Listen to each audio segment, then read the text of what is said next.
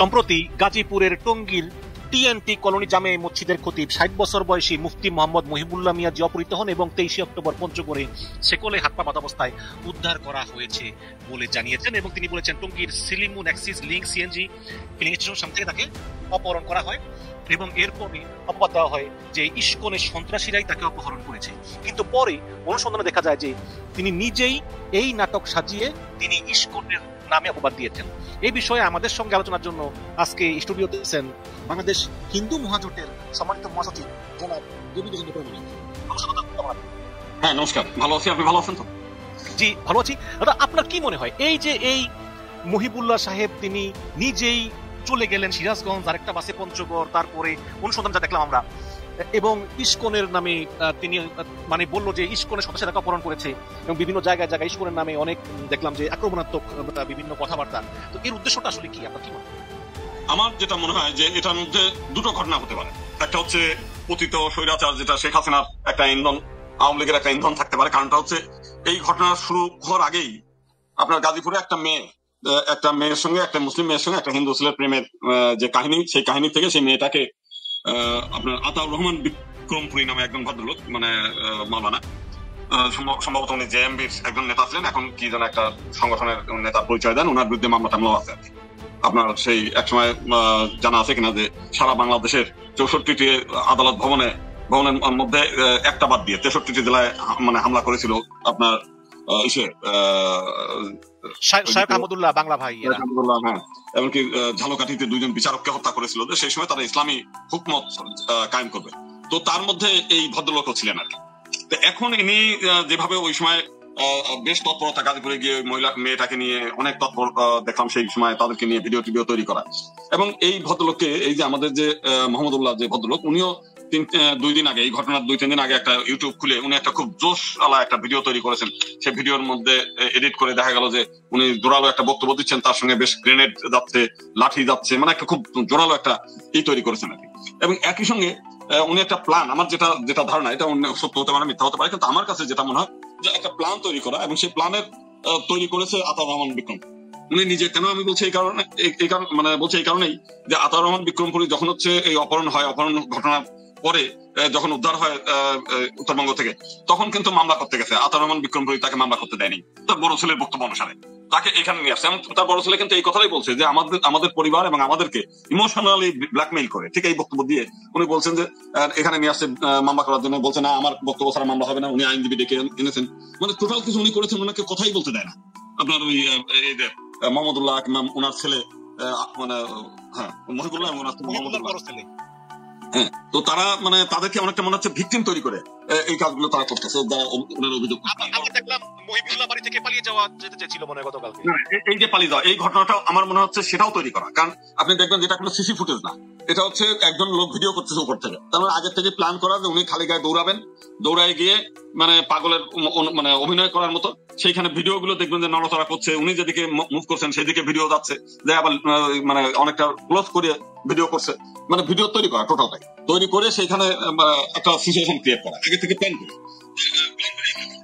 এই যে জিনিসগুলো তৈরি করতেছে। আমার যেটা মনে হয় যে প্রথম তাদের একটা টার্গেট ছিল যে বাংলাদেশের হিন্দুদের উপরে হামলা করে সেটাকে বিশ্বব্যাপী যদি প্রচার করা যায় যে বাংলাদেশের মাইনরিটি ইস্যু তো একটা বড় ইস্যু, এটাকে প্রচারে আনা যায় ভালো। আর ইসকনের বিরুদ্ধে তো এমনি একটু খেপা ছিল বিভিন্ন আগের থেকেই, যে ইসকনের, তো সেই ইসকনের উপরে দায় চাপাই দিয়ে কিছু হিন্দুদের মানে অনেকে আগে থেকে প্রচারণা চালাচ্ছে, ইসকন দেখ ইসের পরিচয়টা কি, হাতে লাল সুতা দেখতে হবে, এই তার মানে ফেসবুক দিয়ে ব্যাপকভাবে একটা প্ল্যান তৈরি করে তাদের একটা ইচ্ছা ছিল যে সারা বাংলাদেশেই কিছু ইসকন মন্দির, কিছু সাধারণ হিন্দুদের উপরে হামলা টামলা করে এটা একটা মেসাকার তৈরি করে যাতে সামনে নির্বাচন না হয়, যেটা শেখ হাসিনা বলছে নির্বাচন প্রতিহত করা, এটা একটা প্ল্যান। আর ইসকনের যে বিষয়টা বলছেন, ইসকনের যদি আপনি ইসকন মন্দিরে যান এবং ইসকন সম্পর্কে ঘাটাঘাটি করেন, ইসকনের বিরুদ্ধে আমি বহু কথা বলি, কারণ ইসকনের যে তত্ত্ব, এই তত্ত্ব আসলে প্রকৃত হিন্দুদের যে তত্ত্ব, সেই তত্ত্বের মধ্যে না। আমাদের শাস্ত্রে বলছে দুষ্টের দমন শিষ্টের পালন, অর্থাৎ যেখানে অত্যাচার অনাচার তার বিরুদ্ধে রুখে দাঁড়াতে হবে। আমাদের কালী পূজার মধ্যে দিয়ে, দুর্গা পূজার মধ্যে দিয়ে, রামচন্দ্রের মধ্যে দিয়ে, সীতার আপনার শ্রীকৃষ্ণের মধ্যে, প্রত্যেকেই তাই। কিন্তু এরা করছে কি নতুন একটা ধর্ম বানায় এনেছে নিজেদের মতো করে, মানে খাও দাও, নিরামিষ খাও, ওই সবজি ডাল ভাত খাও, আর হচ্ছে মালা নিয়ে জপ করে, মানে ঘরের মধ্যে তারা মালা জপ করা, নিজেরা গান শোনা, মানে কীর্তন গান শোনা, আর হচ্ছে নিজেরা একটু আনন্দ উৎসবের মধ্যে থাকা। বাইরের জগতে কে মরলো, কে বাঁচলো, কোথায় হিন্দু সমাজের বিরুদ্ধে, এগুলো এর মধ্যে কোনো দেখা যাবে না। এই যে এত ঘটনা করছে, সারা পৃথিবী আলোড়ন তৈরি হয়ে গেল, কিন্তু কোনো ইসকনের পক্ষ থেকে কোনো প্রতিবাদ নাই, তারা কোনো রাস্তায় এটার বিরুদ্ধে বিক্ষোভ নাই, তারা আমরা বলছি কিন্তু তারা বলছে। এরা হচ্ছে একবারে ঘর কোনো একটা সমাজ তৈরি করা। আমরা মনে করি যে আমরা মাইনরিটি সমাজ, আমাদের অন্যায় অত্যাচারের বিরুদ্ধে, শুধু তাই না, পৃথিবীর যে কোনো প্রান্তে যারা অন্যায় অত্যাচারের শিকার হয় তারা প্রতিরোধ গড়ে তোলে, প্রতিবাদ করে, কিন্তু ইসকনের মধ্যে সেই জিনিসের বালাই নাই। তো এই জন্য আমাদের অনেক ক্ষোভ যে আপনারা একটা সমাজকে এইভাবে ফার্মের মুরগির মতো ঝিমানোর ব্যবস্থা করছেন কেন। এখন এদের দ্বারা এই অপহরণ তো দূরের কথা, আবার এর মধ্যে বলৎকারের অভিযোগ আসছে। তারা নিরামিষ খাইতে খাইতে এমন একটা অবস্থা, বলৎকার কেন, ভালো কাজ করতে বিরক্ত করতে। বলৎকার বুঝলাম না কি বুঝতে পারছে বলৎকারের? বলৎকার বলতে গেলে যে ছেলেরা ছেলেদের সঙ্গে শারীরিক সম্পর্ক গড়ে তোলে, জোরপূর্বক ধর্ষণ করে। মহিলাদের এই করলে ধর্ষণ হয়, ছেলেদের করলে সেটা বলৎকার বলে। এখন একটা হাস্যকর জিনিস। তো সেই সব জিনিসগুলো নিয়ে তারা প্রচার প্রোপাগান্ডা করে একটা মেসাকার তৈরি করার প্ল্যান তৈরি করেছে।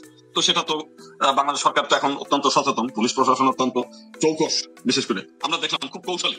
তারা ইচ্ছা করলে এটাকে নিজেরা ওই অ্যারেস্ট করে প্রতিবেদন দাখিল করতে পারতো। তারা কিন্তু খুব কৌশল করে তাদের দিয়ে ভিডিও করাইছে যে আপনারাই ফেসবুকে আপনাদের কথা বলেন। সে কথাটা যেমন আগের দিনে যেটা মোহাম্মদুল্লাহ তার ছেলে, সে খুব জোরালো একটা বক্তব্য দিচ্ছিল যে 200 জন আমি ইসকন অনুসারী হত্যা করবো, কিন্তু পরের দিন দেখলাম একটু বিড়ালের মতো ম্যাও ম্যাও ম্যাও করে বক্তব্য দিচ্ছে। আবার ওই আপনার মহিবুল্লাহর বক্তব্য যদি ওনার নিজস্ব যে পেজ, সেই পেজে উনি যে জোশ যে বীরত্বের করছিল, উনি কিন্তু ম্যাও ম্যাও করে নিজের কথা শেয়ার করতেছে। তার পুলিশ কিন্তু এখানে খুব কৌশল, আমি মনে করি খুব কৌশলী। তা না হলে যদি শুধু পুলিশ এই কথা বলতো, দেশের কোন ধর্মীয় সমাজ কিংবা ইসলামী মৌলানা যারা আছেন, হুজুরা আছেন ধার্মিক, তারা কিন্তু এটা বিশ্বাস করতো না, মানতো না। তার পুলিশ দুটো দিক দিয়ে, একটা হচ্ছে সত্য উদ্ঘাটন করতেও যেমন খুব চমৎকার কৌশলের আশ্রয় নিয়েছে, আবার এটাকে পরিস্থিতিকে ঠান্ডা করার জন্য তাদের কৌশলটা একেবারে অপূর্ব বলা চলে। এবং তাদেরকে কিন্তু গ্রেপ্তার করে জেল হাজতে পারায় নাই, তাদেরকে ছেড়েও দিয়েছে যে শুধু এটা নিয়ে যাতে পরিস্থিতিটাকে ঠান্ডা করা। তো আমি মনে করি এই দিক দিয়ে সরকার সফল এবং পুলিশ প্রশাসন সফল। এখানে বলা হয় যে গাজীপুরের যে পতিত আওয়ামী লীগের যে সাবেক মেয়র জাহাঙ্গীর আলম, তার সঙ্গে নাকি এই খতিব মহিবুল্লাহর খুব ভালো সম্পর্ক ছিল। তো এটা আসলে আপনার কি মনে হয় কিনা, সংক্ষেপে যদি বলতেন যে এখানে একটা আওয়ামী লীগটাই থাকতে পারে, যে উস্কানি দিয়ে দুই পক্ষকে উস্কানি দিয়ে একটা হিন্দু নির্যাতনের একটা ঘটনা দেখানো বহির্বিশ্বকে? হ্যাঁ, হতে পারে। আমি বিভিন্ন আলেম সমাজ এবং মাওলানাদের সঙ্গে বিভিন্ন সময় মিশছি, কথা বলছি, তারা কিন্তু অনেকটাই সরল প্রকৃতির হয়, চতুর প্রকৃতির দু একজন দেখা যায়, যেমন আতাউর রহমান বিক্রমপুরী, আরো একজন আছেন, এই চতুর সংখ্যা কিন্তু কম। বেশিরভাগই সহজ সরল ভাবে তারা ধর্মীয় জীবনযাপন করে। আমার যেটা ধারণা যে ওই আওয়ামী লীগের, যেটা আমি আমার বক্তব্যের প্রথমেই বলেছি, যে পতিত সরকারের ইন্ধন এবং তাদের পরিকল্পনা, যেটা এদেরকে ব্যবহার করা, সামনে এদেরকে তো ব্যবহার করা খুব সহজ। একজন ডাক দিলেই তার ওই সত্য মিথ্যা যাচাই করতে চায় না, যা বলে মানুষ সেটা নিয়ে ঝুঁকে পড়ে এসে চলে। আমার যেটা মনে হয়, যেটা আপনি যেটা বললেন, এটা সম্ভবত কি জাহাঙ্গীর, হ্যাঁ, ও মেয়র ছিলেন, তার অথবা আরো উদ্ধতন থেকে একটা থাকতে পারে। কারণ আমরা শেখ হাসিনা দেখেছি অতীতে নাসিরনগর থেকে আরম্ভ করে বহু জায়গায় যেগুলো হামলা হয়েছে, এই প্রেক্ষাপট গুলো, এমনকি কুমিল্লায় বাহারকে দিয়ে আপনার কুমিল্লা ঘটনা, তিনি যখনই দেখতেন যে কোনো একটা ঘটনা হওয়া দরকার, টেকেল দেওয়া দরকার, তখন হিন্দুদের উপরে এইটা প্রয়োগ করে এই ব্যবস্থা করতেন। তো আমার যেটা ধারণা যে এর পিছনে বড় ধরনের একটা ষড়যন্ত্র লুকিয়েছিল এবং যেটা সরকার সফলভাবে প্রতিহত করেছে। কিন্তু কুমিল্লা আপনি যেহেতু উঠালেন, আমি তো ভুলে গিয়েছিলাম যে কুমিল্লার এই যে বাহার, এই যে ভারত বলতেছে যে ভারত নাকি এই সমস্ত পৃথিবীর হিন্দুদের তাদের দায়িত্ব, রক্ষার দায়িত্ব তাদের। এই যে বাহার, তিনি এই হিন্দু মন্দির টন্দির ভেঙে, বা কুমিল্লায় যে ইকবাল কাণ্ড আপনি জানেন, যে মণ্ডপে কোরআন শরীফ দেখা টাকা, এই বাহার কিভাবে সেই ভারতই এখন নিরাপদে আছে? এইটাই কিন্তু আশ্চর্যের ব্যাপার। আমরা অনেক বাংলাদেশের মানুষ আমরা মনে করি বিজেপি মনে হয় হিন্দু বান্ধব, RSS মনে হয় হিন্দু বান্ধব, কিন্তু প্রকৃতপক্ষে আমি তাদের সঙ্গে মিশে দেখছি হিন্দুত্বের কিছু নাই। তারা মূলত ভারতীয়, ভারতের মধ্যে থাকলে তার সুযোগ সুবিধা, তার রক্ষা রক্ষা সবকিছু করবে। বাংলাদেশ কিংবা ভারতের বাইরে কোনো দেশের হিন্দুদের জন্য তার কোনো নাই। আমি বিভিন্ন সময় দেখছি যে বহু মানুষ, যেমন বিদেশে রাশিয়া টাশিয়া যারা নিউ কনভার্টেড হিন্দু আছে, তারা অনেকেই ভারতে তীর্থ ভ্রমণ করার জন্য দীর্ঘদিন থাকতে চায়। তো ওনাদের দীর্ঘ সময় থাকতে দেয় না, এবং ওরা অনেকেই একসময় আমাদের বাংলাদেশে আসতো, আমাদের কাছে হেল্প চাইতো যে অন্য দেশে গিয়ে আবার নতুন করে ভিসা অ্যাপ্লাই করা। তো আমি যখন এই ভারতীয় দূতাবাসে, তখন আমাদের বেশ পরিচিত ছিল, এখন তারা আমার পছন্দ করে না, তারা যে এই 5 তারিখের পরের থেকে আমাদের একেবারেই বাদ দিয়েছে যে আমি আওয়ামী লীগের বিরুদ্ধে কথা বললাম কেন। তো যাই হোক, তো তাদের ওখানে গেলে তারা দেখতাম কোনো হেল্প করতে চাইতো না, না না না ভারতে এখানে থাকা যাবে না, এই করা যাবে না। সহানুভূতির দৃষ্টিতে একজন মানুষ, যখন আমরা মুসলিম সমাজকে দেখছি যে কোনো অন্য সমাজ থেকে একজন লোক ধর্মান্তরিত হলে তার জন্য যা যা করার দরকার সব করার জন্য রেডি হয়ে থাকে, কিন্তু হিন্দুদের কিন্তু আমি সেই জিনিসটা করতে দেখিনি, এবং তারা ওই ব্যাপারে খুব আক্ষেপ করেছে। সবথেকে বেদনার কথা দেখেন, যে অবস্থায় আমরা 5 তারিখের পরে হিন্দুদের মধ্যে একটা আতঙ্ক ছড়াই দিয়েছে আওয়ামী লীগ, যে তোমরা থাকতে পারবে না, ধর্মকর্ম করতে পারবে না, তোমরা এখনই যদি রুখে না দাঁড়াও, এখনই বর্ডারে চলে যাও, এখনই ভারত সরকারের কাছে বলতে হবে, ব্যাপক আন্দোলন করতে হবে। চিন্ময় কে সামনে রেখে তারা বড় বড় সমাবেশ করছে সারা বাংলাদেশে, সেই বরিশালে লক্ষ লক্ষ লোক, চট্টগ্রামে লক্ষ লক্ষ লোক, ঠাকুরগাঁ, উত্তরবঙ্গে বড় বড় প্রোগ্রাম তারা করতেছে। মূলত হচ্ছে চিন্ময়কে সামনে রেখে তার প্রোগ্রাম গুলো করছে আওয়ামী লীগ। তবে চিন্ময়ের প্রোগ্রামে কিন্তু অনেক লোক হয়েছিল দাদা, এটা সত্য, অনেক। এটা কিন্তু চিন্ময়ের লোক না, যদি চিন্ময়ের লোক হতো তাহলে চিন্ময় আজকে জেলে, চিন্ময়ের মুক্তির জন্য কিন্তু লক্ষ লক্ষ লোক রাস্তায় নামতো। একটা লোক কিন্তু তার জন্য রাস্তায় নামতেছে না। দেখেন তখন চিন্ময় যখন বাইরে, তখন তার পিছনে লোক, কিন্তু চিন্ময় জেলে, এটা কিন্তু আওয়ামী লীগের চাল। আওয়ামী লীগ চায় না যে চিন্ময় বের হোক, আওয়ামী লীগ চায় যে চিন্ময় জেলে থাক, এইটাকে নিয়ে তারা প্রোপাগান্ডা করুক, এবং তারা কিন্তু সফল। ভারতের প্রধানমন্ত্রীকে দিয়ে বিবৃতি দিয়েছে, ভারতের পররাষ্ট্র মন্ত্রণালয় থেকে বিবৃতি আসছে, আমেরিকার থেকে এমনকি ট্রাম্প পর্যন্ত নিয়ে বিবৃতি দিচ্ছে। আওয়ামী লীগ কিন্তু মানে এই আওয়ামী লীগের বুদ্ধিমত্তার একটা ভালো দিতে হয়, তারা খুব এত কৌশল কাকে ব্যবহার করে কিভাবে এটাকে প্রচারে আনা যায়, এই ব্যাপারে কিন্তু তাদের মানে তুলনা নাই। এই ব্যাপারে কিন্তু বিএনপি জামাতরা কিন্তু তাদের কাছে একটা দুগ্ধপোষ্য শিশু, পারবেই না, কোনোদিনও পারবে না। এবং আমার যেটা ধারণা যে আজকের ঘটনাও তাই, আমরা যেটা বললাম যে কথাটা বলতে চাচ্ছিলাম, যে সেই সময় হিন্দুরা আতঙ্কিত, অনেক হিন্দু মনে করছে, কিছু হিন্দুরা তো অনেকেই আওয়ামী লীগের সঙ্গে যুক্ত ছিল, তাদের বাড়ি পুরাই দিচ্ছে, তাদের বাড়িতে হামলা হচ্ছে, তখন যে তারা পালিয়ে ভারতে যাবে, ভারত কিন্তু তখন ভিসা বন্ধ করে দিচ্ছে, কোনো হিন্দুকে ঢুকতে দিচ্ছে না, অথচ কয়েক হাজার আওয়ামী লীগের মুসলিম নেতাকে তারা আশ্রয় দিচ্ছে। মানে কোন ভাবে আশ্রয় দিচ্ছে, ধরেন একটা তো তাকে ভিসা দিয়ে তারপর না বলবে যে ঠিক আছে দীর্ঘমেয়াদী ভিসা দিলাম, আপনি থাকেন, ভিসা নাই, পাসপোর্ট নাই, তারা যে কোন নীতিতে, কোন আদর্শে কিংবা কোন যুক্তিতে তাদের থাকতে দিচ্ছে, খাইতে দিচ্ছে। এর আগে বাহারের বিরুদ্ধে হিন্দুরা খেপে উঠছে, যেহেতু কুমিল্লার মন্দির প্রতিমা ভাঙচুরের দায়ে, এবং তাকে গ্রেপ্তার করে বারাসাত থানায় বুঝে নিয়েও গেছে, তখন ভারত সরকার তাকে ছেড়ে দিয়েছে এবং তাকে নিরাপত্তাও দিচ্ছে। শুধু তাই না, মৌলানা মাসুদ যেটা ভদ্রলোক, এই ভদ্রলোক কিন্তু মাইনরিটিদের অনেক সহানুভূতিশীল বক্তব্য দিয়েছে, সচেতন করেছে, আজকে কিন্তু তাকে গ্রেপ্তার করে নিয়ে যাচ্ছে। যে লোক হিন্দু বান্ধব তাকে গ্রেপ্তার করতেছে, যে লোক হচ্ছে হিন্দু বিরোধী তাদেরকে শেল্টার দিচ্ছে। এই ভারতের নীতি, এই নীতিটার জন্য আমি বহুবার সমালোচনা করেছি। এই সমালোচনা আমি কাল হয়ে গেছি। এখন তারা হলে আমাদের মানে আমার বিরুদ্ধে, মানে আমাকে দূতাবাস থেকে আরম্ভ করে সব জায়গায় একটা অবাঞ্ছিত করার মতো, সত্য কথা বলার জন্য। আমি কিন্তু কোনো পারত পক্ষে, আমি ব্যক্তিগত কথা একটা বলি, কখনোই কোনোদিন ব্যক্তিগত সুবিধার জন্য আওয়ামী লীগের একেবারে কাছের লোক ছিলাম আমি, বিএনপিরও কাছে পর্যন্ত আমার যাওয়ার সুযোগ আছে, জামাতের একেবারে কাছ পর্যন্ত আমার যাওয়ার সুযোগ আছে। এই যে সরকার কত 350 কোটি অ্যাটর্নি জেনারেল ডেপুটি অ্যাটর্নি সহকারী অ্যাটর্নি জেনারেল নিয়োগ করে, আমি কিন্তু সেখান থেকে কোনো সুবিধা নেই, যাইও নাই, তদবিরও করি নাই, এবং কোনো ব্যক্তিগত সুবিধা নেওয়ার জন্য কেউ কোনোদিন বলতে পারবে না যে আমাদের কাছে একটা মানে সে তদবির নিয়ে আসছে। সে আওয়ামী লীগের কাছেও না, বিএনপির কাছেও না, জাতীয় পার্টির সঙ্গে আমার ভালো সম্পর্ক। আমি নিজে ওকালতি করি, খাই দাই চলি, দুটো সত্য কথা যা আমার বিবেচনায় যেটা সত্য আমি সেটা বলার চেষ্টা করি। তো এই বিষয়গুলো কিন্তু দেখলাম যে এই সত্য কথাটাও মানুষ পছন্দ করে না। এখানে আপনি তো বলেছেন যে ইসকন তারা নিরীহ, বাট এটা আমার বক্তব্য না, মানে অনেকে বলতেছে আর কি যে ইসকন উগ্রবাদী, তারা ওই চিন্ময় কৃষ্ণ দাসের আদালতে হাজিরের সময় তারা আইনজীবী আলিফকে কুপিয়ে মেরে ফেলেছে, এই ধরনের কথাবার্তা বলে আর কি, কাজে এদেরকে নিষিদ্ধ করা উচিত, বিভিন্ন কথাবার্তা শোনা যায়। আচ্ছা, আমি যদি ভিডিও ফুটেজ কিংবা ওই মামলায়, আলিফ হত্যা মামলায় যারা জড়িত তার একজনও কি ইসকনের সদস্য? একজনও না। এরা দেখবেন তো ওই সময় ছাত্রলীগের সঙ্গে জড়িত, যুবলীগের সঙ্গে জড়িত, মানে এই জাতীয় লোকগুলো কিন্তু তারা ওইখানে হামলা করেছে, হত্যা করেছে। এবং আমিও যেহেতু একজন আইনজীবী, আমি তো চাই যে এদের সর্বোচ্চ শাস্তি হোক। কারণ চিন্ময় মানে বিষয়টা চিন্ময় হচ্ছে জাস্ট সামনেকে ফোকাসে রাখা, টোটাল বাকি অর্গানাইজ চলছে ওখানে। আপনার যে ছিল একজন দুইজন মন্ত্রী, একজন হচ্ছে নভেল আর একজন হচ্ছে আদম নাসির, এবং আরেকজন হচ্ছে আপনার উত্তরবঙ্গে যেটা অর্গানাইজ করেছিল ওইখানে খালিদ মাহমুদ। এই আবার হচ্ছে বরিশালে যেটা, সেটা হচ্ছে ওই আব্দুল্লাহ কি নাম তার ছেলে, সাইদ আব্দুল্লাহ। মানে এখানে কিন্তু টোটাল অর্গানাইজ কিন্তু আওয়ামী লীগের, শুধু ফোকাসে রাখছে একজন সন্ন্যাসী। প্রথমে অনেকের কাছেই করছিল, আমাকেও বলছিল একজন যে আপনি আছেন একটা অবিসংবাদিত নেতা হবেন। আমি যখন শুনলাম যে এর পিছনে অর্থদাতা ওরা, আমি বলছি না, এইরকম হবে না। আমি নিজের যদি আমার নিজের সামর্থ্য থেকে আমরা আন্দোলন করবো, যৌতুক আন্দোলন। চিন্ময় দাস আওয়ামী লীগের ফাঁদে পা দিয়েছিল। চিন্ময় আওয়ামী লীগের ফাঁদে পা দেওয়ার পিছনে কারণ আছে। চিন্ময়ের বাবা আওয়ামী লীগের নেতা ছিল, চিন্ময় ছাত্র জীবনে হচ্ছে ছাত্রলীগ ছিল। আবার এই চিন্ময়ের কিছু অনৈতিক কর্মকাণ্ডের জন্য ইসকন থেকে বহিষ্কৃত। তো যে কারণে ইসকন থেকে বহিষ্কৃত হওয়ার পরে ওই নভেল গিয়ে তাকে শেল্টার দিয়ে, তার একটা মন্দিরে, একটা পরিত্যক্ত মন্দিরে তাকে আশ্রয় দিয়ে তাকে হেল্প করছে। যে কারণে সে কিন্তু দায়বদ্ধ ছিল নভেলের কাছে, আদম নাসিরের।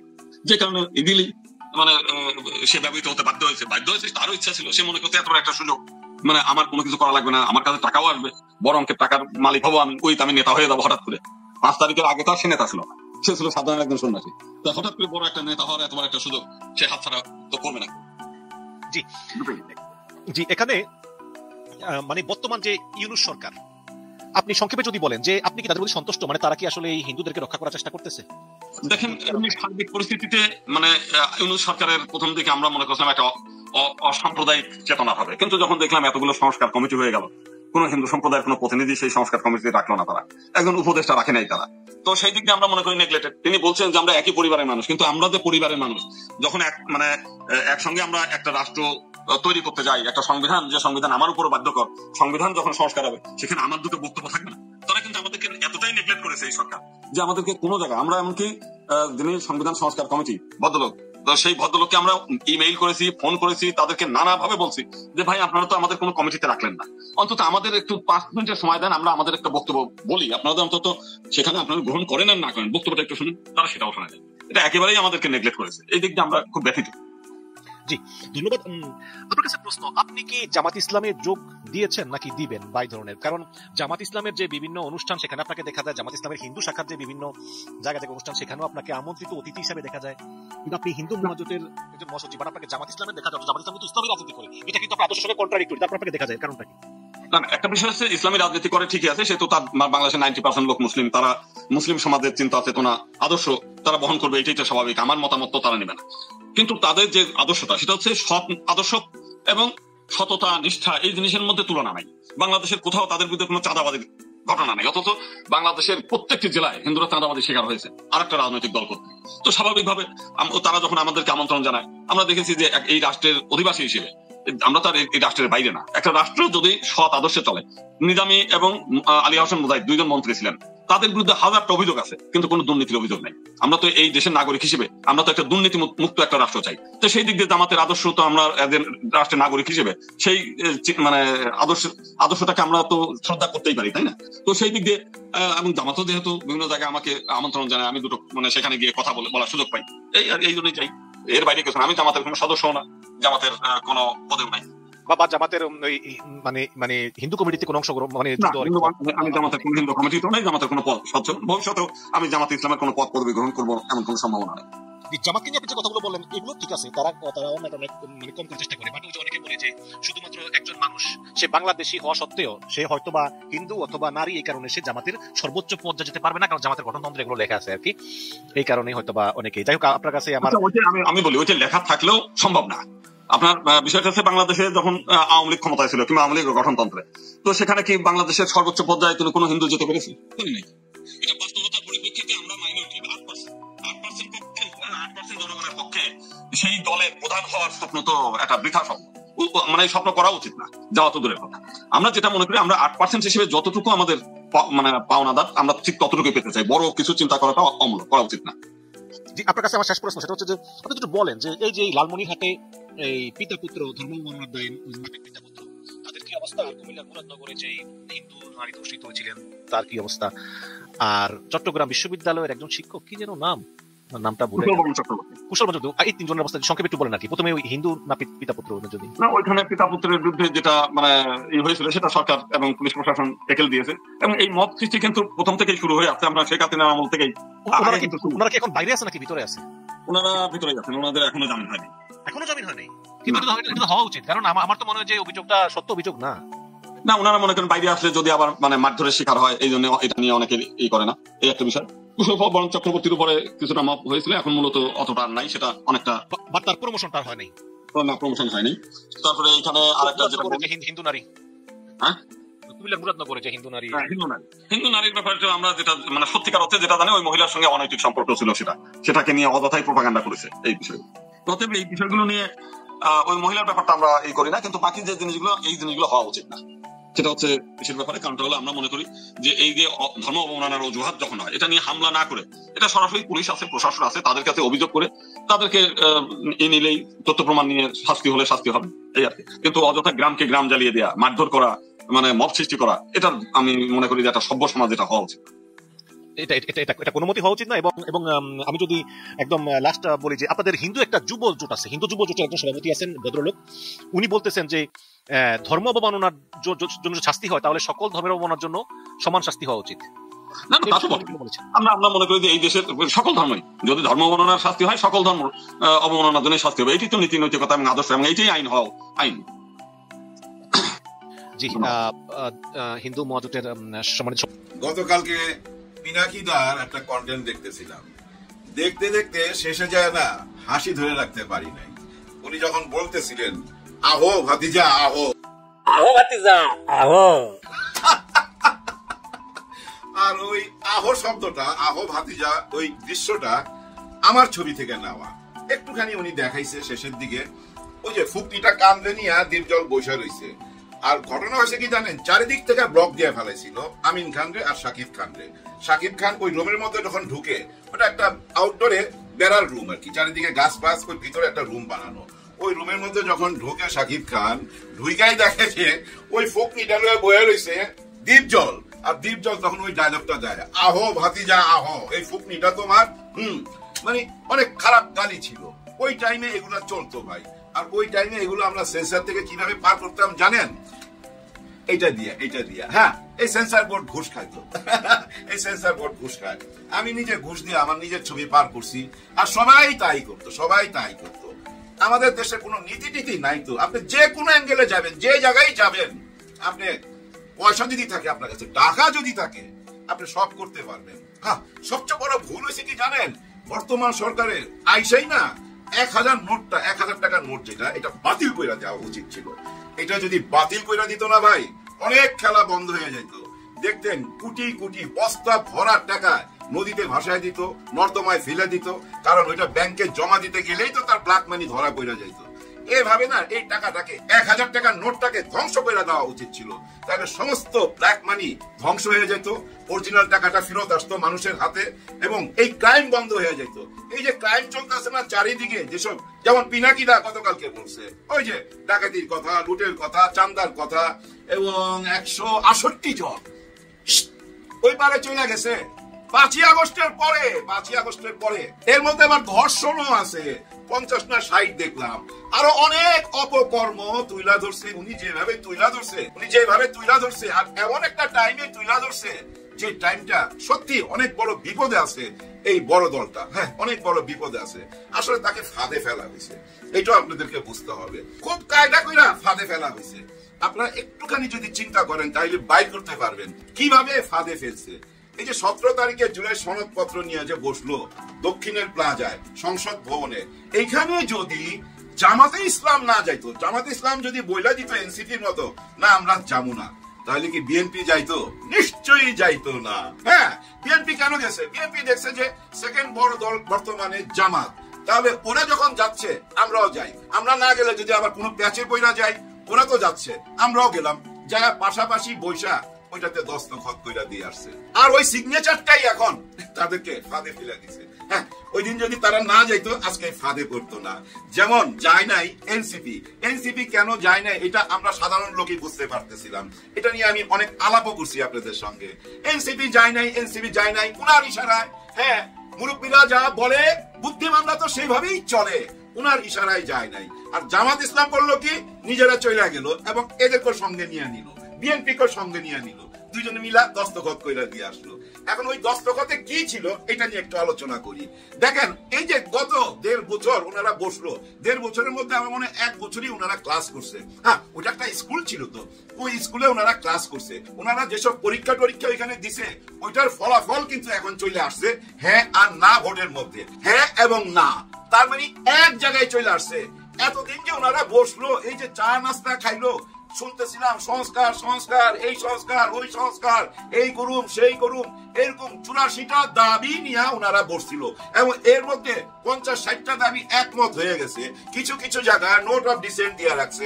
নোট অফ ডিসেন্ট মানে আমি এটা এখন মানলাম, কিন্তু এখন এই দাবি পুরা করা যাবে না। এটা নিয়ে আমাদের অনেক ব্যাখ্যা আছে, আলোচনা আছে, আমরা ভবিষ্যতে আলোচনা কইরা এটা কার্যকর করব।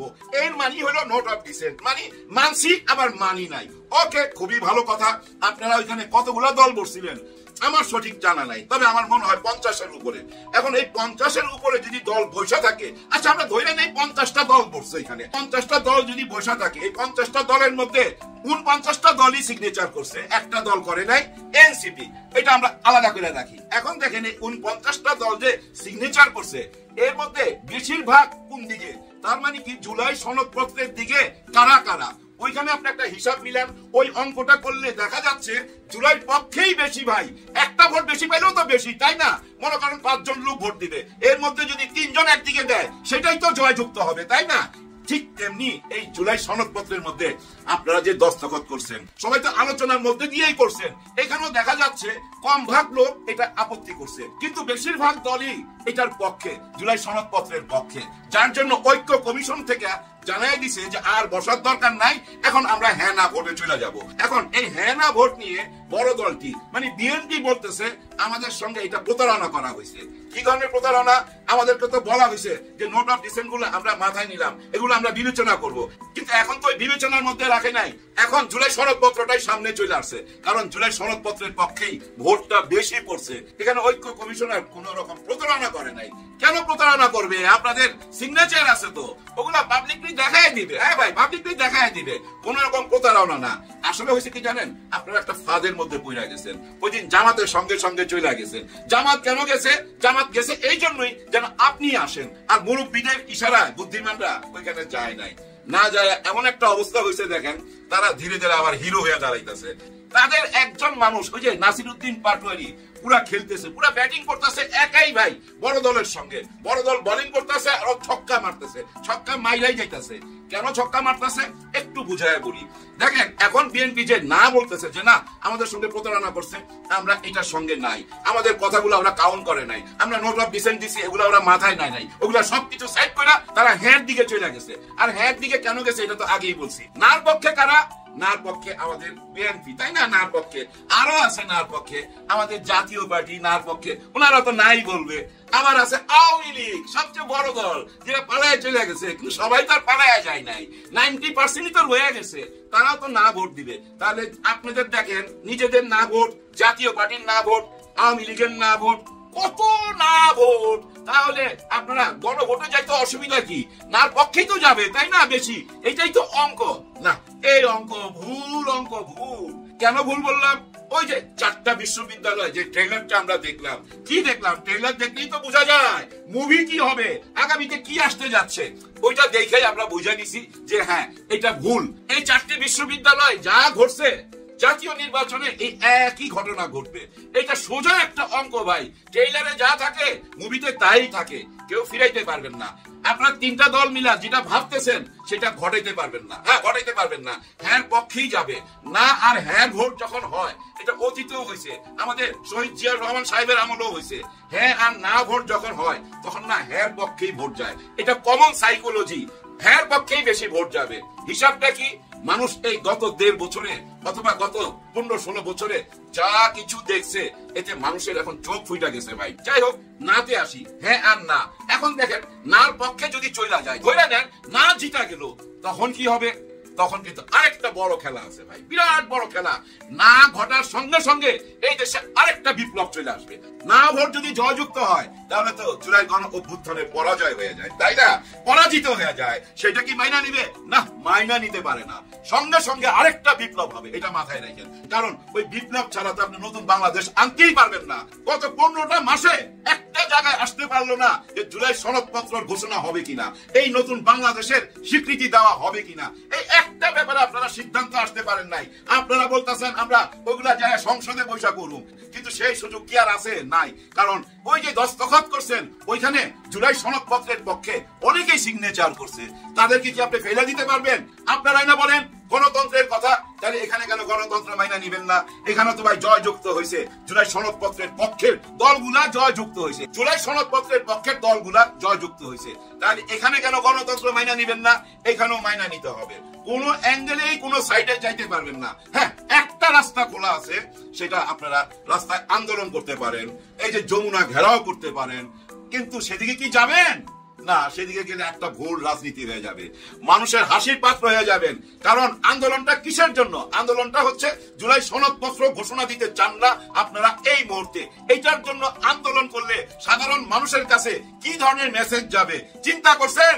শাকের করা যাইতেও কাটে, আস্ত কাটে এই শাকের করাতের মধ্যে ফেলে দিছে আপনাদেরকে, এবং আপনারা যে ফাঁদে পড়তে যাচ্ছেন এটা আমরা সাধারণ লোক বুঝতে পারতেছিলাম। অনেকে এই মিডিয়াতে আলোচনা করছে, আমিও অনেক আলোচনা করছি, কিন্তু আপনারা সেই দিকে যাচ্ছিলেন না। আপনারা প্রথম থেকেই যদি জুলাই সনদপত্রের সঙ্গে থাকতেন, আপনারা প্রথম থেকেই যদি এই মহামান্য রাষ্ট্রপতি যে বৈশা রয়েছে, কি কারণে বৈশা রয়েছে, ওই একজন মানুষের 15 মাসের কোন কাজকর্ম দেখছেন? অথচ ওনার পিছনে মাসে মাসে কোটি কোটি টাকা খরচ আছে। ওনার পিছনে গত 15 মাস যা খরচ হয়েছে, ওই খরচ দিয়া ভাই বাংলাদেশের যে কোনো একটা জেলার মানুষ সারা বছর বৈশা খাইতে পারবে। অথচ ওই মানুষটি আজও ওইখানে কিভাবে বৈশা থাকে? আপনাদের কারণে। আপনারা মাইনা নেন নাই। আপনারা কেন মাইনা নিলেন না? শেখ হাসিনারটা মাইনা নিলেন, ওনাকে খেদাইয়া দিলেন, সেইটা মাইনা নিতেছেন। ওনার রাষ্ট্রপতি বৈশা থাকবে, ওনাকে সরাইতে চাইলো, আপনারা সরাইতে দিলেন না। এখন আবার বলেন যে অধ্যাদেশ আসবে, এই অধ্যাদেশ কি ছুপ্পু সাহেব সিগনেচার করবে? উনি সিগনেচার করলে এটা কি মানায়? এই কথা বলাটাও তো ভাই একটা অসুন্দর কথা। উনি কেন সিগনেচার করবেন? সিগনেচার করবে জুলাই গণ অভ্যুত্থানের সরকার, doctor Muhammad Yunus sir signature করবে। ফিরাইতে পারবেন?